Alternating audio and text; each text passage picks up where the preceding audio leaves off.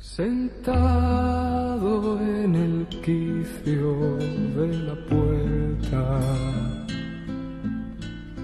el pitillo apagado entre los labios,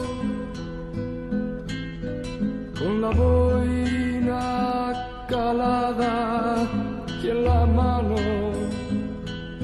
una vara nerviosa de avellano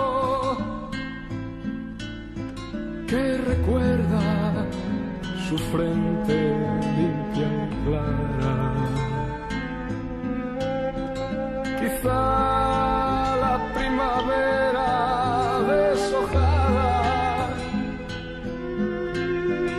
el olor de la pólvora mojada o el sabor del carbón